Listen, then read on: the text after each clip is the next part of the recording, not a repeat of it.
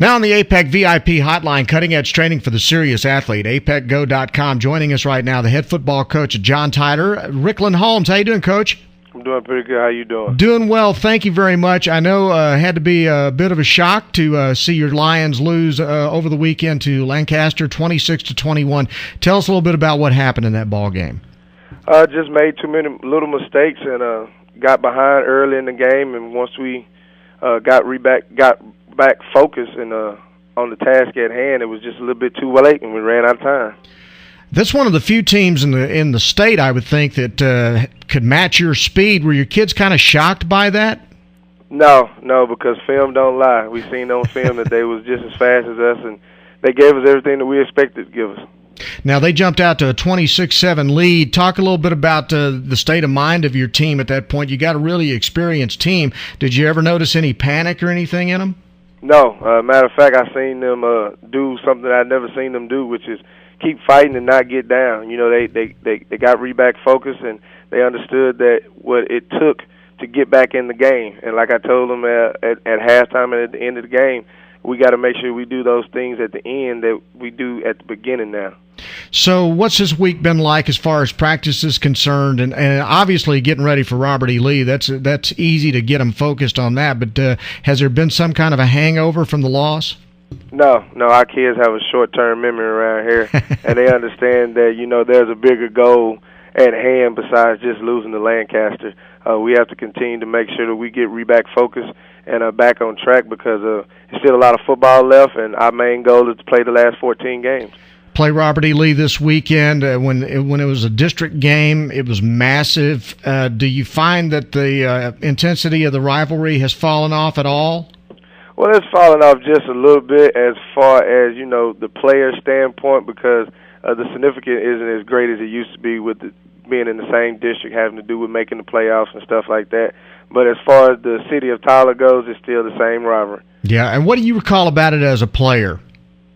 Just knowing that, you know, it was the last game of the season, district standing was always on the line, and we had to make sure we took care of our business to win that game. And how many times have you coached in this game now?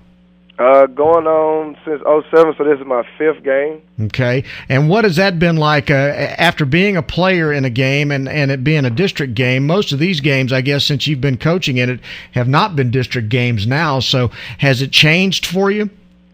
No, it's still the same type of rivalry to me because it's a cross-town deal. It's something I grew up watching, something I grew up playing against. So the feeling that it's still the same for me as though it was still a district game. What's your impression of Robert E. Lee right now? They're off to the 0-2 start, but they look like they've improved quite a bit from last year. They really have. You know, they have outstanding running back. The quarterback play has gotten better. The defense is solid. So I expect a real good game on Friday. What kind of a matchup problem do they give you, if any? Just the backfield. You know, the main concern is making sure that we try to contain that LaQuintus Wallace that they have over there. He is a true running back, and he has proven it over the last 2 games. Even though they came up short, he's had some magnificent games against those last 2 opponents. And their defense is solid. They've been able to get out of position that the offense may have put them in, and they also been able to give the ball back to the offense in great field position. So, like I said, that's a solid defense that they have over there. And, you know, we keep talking about this being your first year as a head coach, and talk about what it's like now having to try to regroup your team after they were sitting there at number 1 in the state and get knocked off, and then trying to bring them back and get them ready for a ball game. What kind of things have you had to learn to do in this process? Well, it's not really anything that I've had to learn to do. It's basically just making sure that we get back on track and back on the winning side of the spectrum because the number 1 position really didn't mean a lot to us. Yeah, it's a higher status form, as people would say, and it puts a bigger bullseye on your back, but we've always thought that we've been number 1 since the beginning.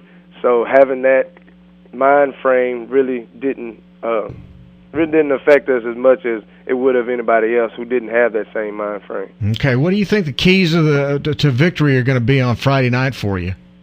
Making sure that we stay disciplined, making sure we continue to do all the little things right, because if we don't do the little things right, they will become big things and big problems, and unfortunately, it can cost you a ball game. Well, Coach, we wish you the best of luck. It's always great when John Tyler and Robert E. Lee meet. It's always a lot of fun for everybody in town, and we hope it is a great game for you this coming Friday night.